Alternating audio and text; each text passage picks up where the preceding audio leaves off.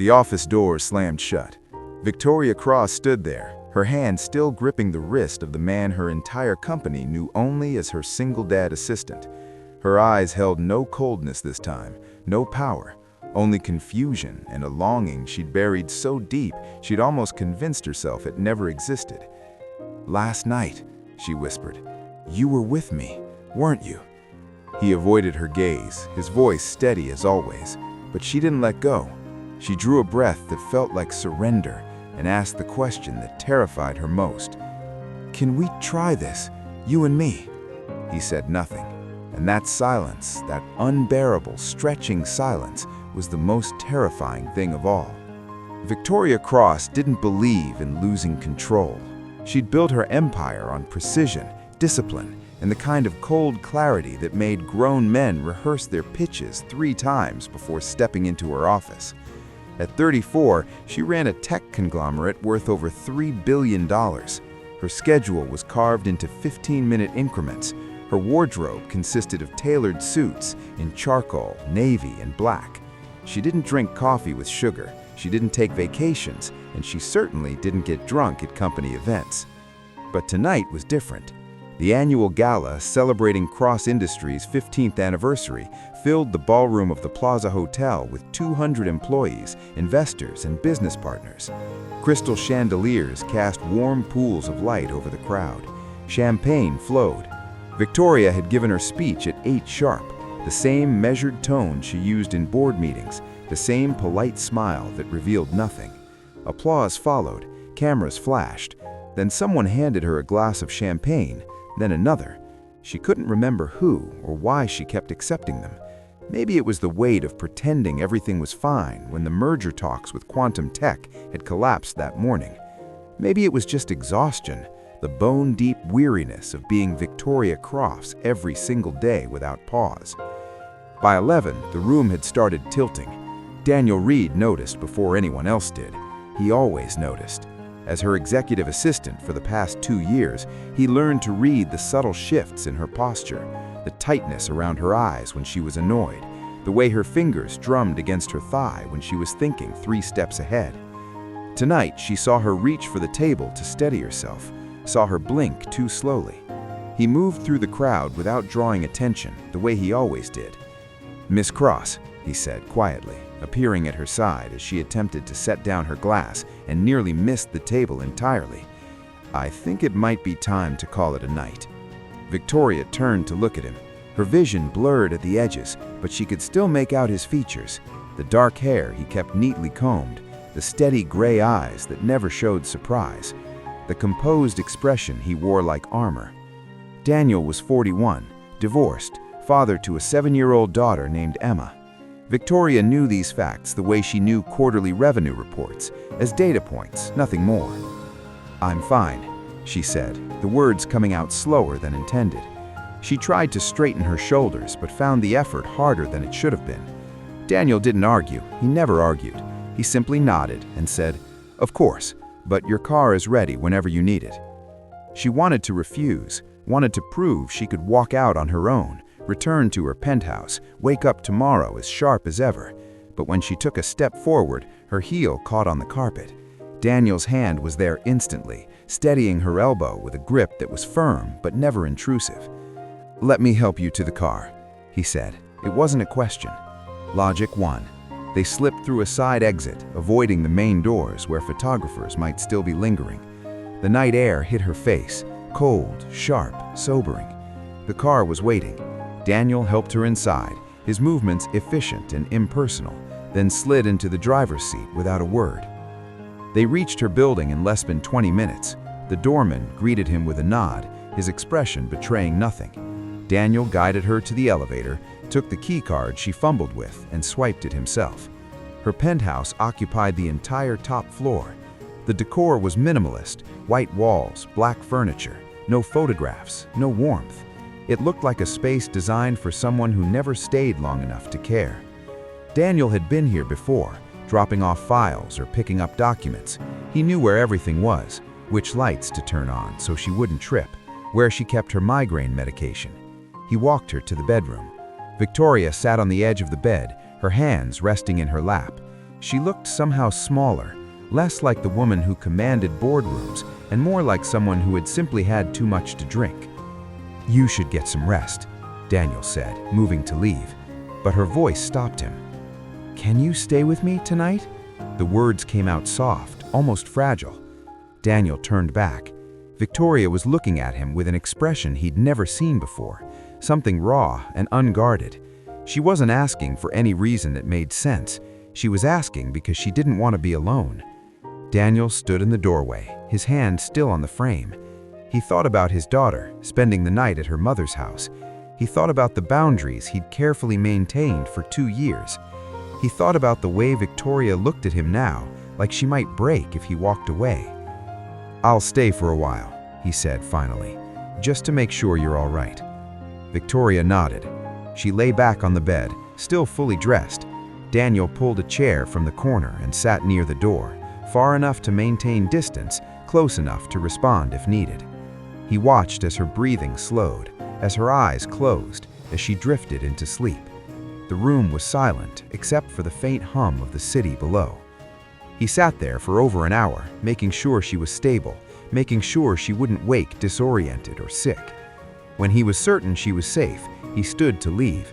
But as he moved toward the door, something slipped from his jacket pocket. A photograph, old and creased, landed face up on the nightstand. He stared at it for a moment. 2 people standing in front of Columbia's library, a younger version of himself, and a girl with long dark hair and that same cautious smile. The girl was Victoria, though she looked nothing like the woman who now ran a billion-dollar empire. He'd kept the photograph for years, tucked in his wallet, never quite able to throw it out. Seeing her again after so long, working beside her every day without her recognizing him, it had been harder than he expected. But she'd moved on, she'd become someone else, and he had a daughter to think about, a life that left no room for nostalgia. Daniel set the photograph on the nightstand. Then he pulled a small notepad from his pocket and wrote a single sentence. He placed the note beside the photograph and left without looking back. The penthouse door closed softly. The city stretched out below, vast and indifferent. Daniel walked to his car, wondering if she'd remember any of this when she woke up, wondering if it had been better if he had never stayed at all. Victoria woke to sunlight cutting through the windows. Her head throbbed with a dull, persistent ache. She opened her eyes slowly, trying to piece together how she'd ended up in bed still wearing last night's gown. The fabric was wrinkled and uncomfortable. She sat up carefully, the room spinning before settling into focus. The gala came back in fragments. The champagne, Daniel's hand on her elbow, the car ride. After that, darkness.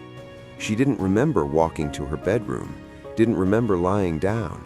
The gaps unsettled her more than the hangover. She stood, moving toward the bathroom, intending to wash her face and start the damage control she knew would be necessary. But something on the nightstand caught her eye.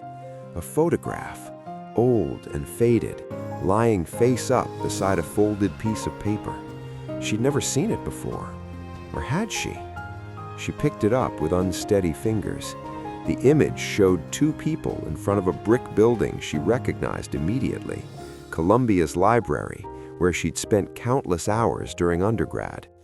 The boy wore a plain gray sweater and jeans, his hair slightly messy, his expression serious but kind.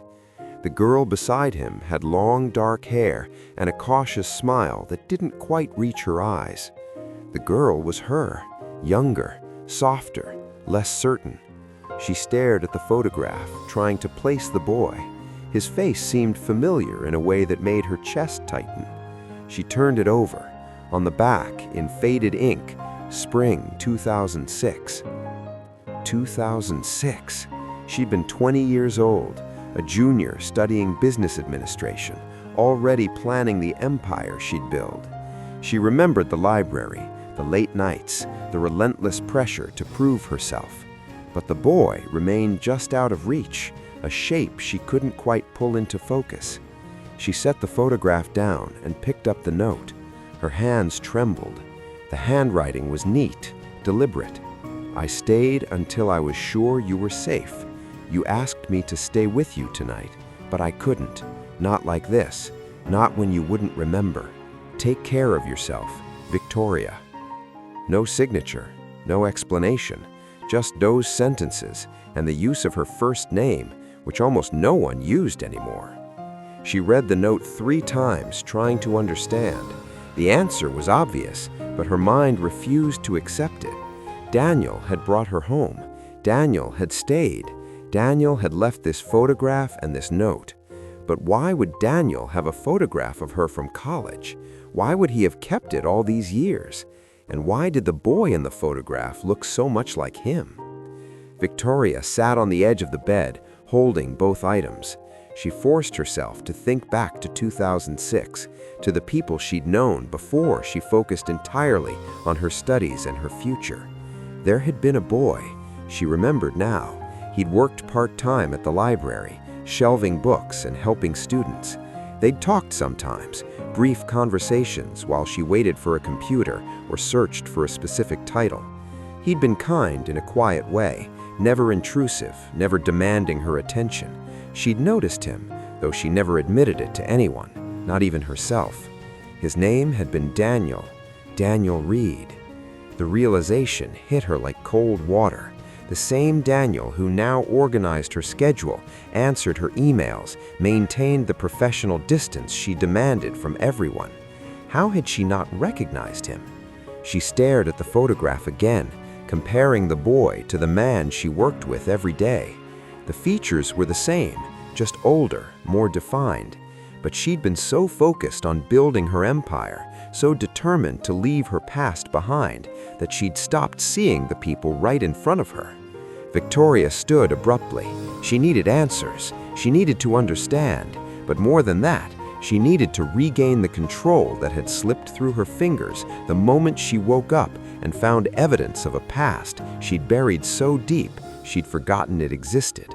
She showered, dressed in a charcoal suit, and left for the office earlier than usual.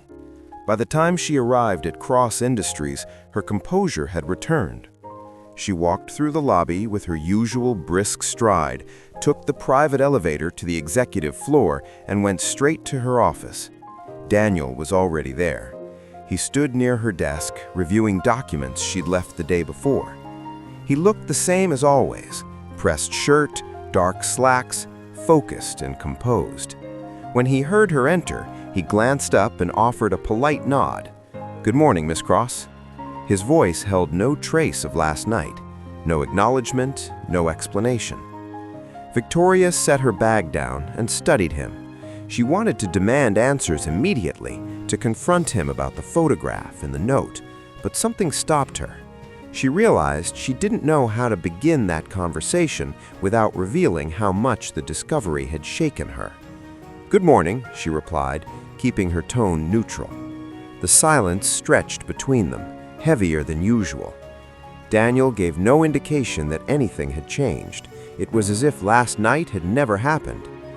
"Your schedule for today," Daniel said, breaking the silence. He placed a printed itinerary on her desk. Conference call with the board at 9, lunch meeting with Horizon Capital investors at noon, quarterly review at 3. Victoria scanned it without really reading. Her mind was still on the photograph, on the question she couldn't bring herself to ask. "Did you bring me home last night?" The words came out before she could stop them. Daniel stopped near the door. He didn't turn around immediately. When he did, his expression was carefully neutral. "Yes," he said simply. Victoria waited for him to elaborate. He didn't. "I don't remember much after leaving the gala," she admitted, the vulnerability in her voice surprising even herself. "Did I say anything?" Daniel looked at her directly. For a moment, she thought she saw something shift behind his expression, a flicker of emotion he quickly suppressed. "You asked me to stay with you tonight," he said quietly. "I stayed until I was sure you were safe, then I left." The phrase echoed the note. Victoria felt her pulse quicken. She reached into her bag and pulled out the photograph. She placed it on the desk between them. Daniel's reaction was subtle but unmistakable. His jaw tightened. "You left this," Victoria said. It wasn't a question. Daniel looked at the photograph for a long moment. Then he met her eyes. "I didn't mean to. It fell from my pocket." "Why do you have a picture of us from college?" The question hung in the air. Daniel didn't answer right away. "Because I kept it," he said finally. "I worked at the university library. You came in often. We talked sometimes. I don't know if you remember." Victoria felt something twist in her chest. She did remember now, the quiet boy who'd always seemed to be there when she needed help. She remembered thinking he was kind. She remembered wondering briefly what it would be like to know him better. But she'd been too focused on her future, too determined to prove herself. "I remember," she said softly, "but I didn't recognize you when you started working here." "I know. I didn't expect you to. It was a long time ago, and you've changed." The words carried weight. Victoria understood what he wasn't saying. She'd become someone who didn't look back, who didn't allow herself nostalgia or regret. She'd built walls so high she couldn't see the people standing right in front of her. "Why didn't you say anything? When you applied for this job, when you started working for me, why didn't you mention we knew each other?" Daniel considered the question. "Because it didn't matter. You needed an assistant, I needed a job. What happened years ago had nothing to do with that." "But you kept the photograph." "Yes," he admitted. "I kept it. That doesn't mean I expected anything from you. It just meant I wasn't ready to throw it away." Victoria looked down at the photograph again. The two people in that image felt like strangers now. "I need to prepare for the board call," her voice steadier. She didn't know what else to say. The conversation had veered into territory she wasn't equipped to navigate. Daniel nodded. He reached for the photograph, but Victoria placed her hand over it. "I'll keep this, if you don't mind." Daniel looked at her hand on the photograph, then at her face. Something passed between them, a wordless acknowledgement of the years that had gone by and the distance that still remained. "All right," he said. He turned and left, closing the door quietly. Victoria sat alone, staring at the photograph. She traced its edge with her finger, trying to remember what it had felt like to be that girl. She thought about the boy who'd stood beside her, who'd kept this photograph all these years, who'd brought her home and left without asking for anything in return. For the first time in a very long time, Victoria felt something she couldn't control. It wasn't power or ambition or the cold satisfaction of closing a deal. It was something softer, more dangerous. It was the realization that she'd let someone slip away once, and now he was standing just out of reach, close enough to see, but too far to touch. She didn't know what to do with that feeling, so she did what she always did. She placed the photograph in her desk drawer, closed it firmly, and turned her attention to the work waiting for her. But the image stayed with her, a ghost lingering at the edges of her carefully controlled world. The rest of the day passed in a blur, yet Victoria couldn't shake the weight of the photograph in her drawer. She participated in the board call with her usual precision, fielded questions from investors over lunch, delivered the quarterly review without missing a beat. But underneath the performance, her mind kept returning to Daniel's steady expression when he admitted he'd kept that photograph all these years. She opened her office door. Through the glass wall, she could see Daniel at his desk, typing. His desk lamp was the only light still on. He always stayed late, never complaining, never asking for acknowledgement. She had taken that dedication for granted. "Do you need something, Miss Cross?" he asked, standing immediately. Victoria shook her head. She walked toward him. When she reached him, she didn't speak right away. She looked at him instead, really looked, trying to see past the professional facade. "Come inside," she said finally. "I need to talk to you." Daniel followed her in. She closed the door, something she rarely did unless a conversation involved confidential business. But this wasn't about business. She gestured for him to sit, but he remained standing, maintaining the boundary between them, the line separating employee from employer. "About this morning," Victoria began, struggling to organize her thoughts, something that almost never happened. About the photograph. I've been thinking about it all day. Daniel waited. He didn't interrupt. That was one of the things she'd always appreciated about him, his ability to listen without rushing to respond. I remember you now, she continued. From the library. You helped me find a book on corporate finance once. I was working on a paper about mergers and acquisitions. You spent 20 minutes searching the stacks with me until we found it. I remember, Daniel said quietly. Why didn't you say anything when you applied to work here? The question came out sharper than intended. Why did you let me hire me without telling me we knew each other? Daniel met her gaze directly. Because it wouldn't have mattered to you. You were looking for someone competent, someone who could manage your schedule and handle the demands of this job. My being someone you spoke to a few times over a decade ago wouldn't have changed whether I was qualified. But it matters now, Victoria said. She took a step closer. It matters because you stayed with me last night. It matters because you left that photograph. It matters because I feel like I'm standing in a room where everyone else can see something I can't. Daniel was silent. Then he said, "What do you want me to tell you?" "The truth," Victoria said.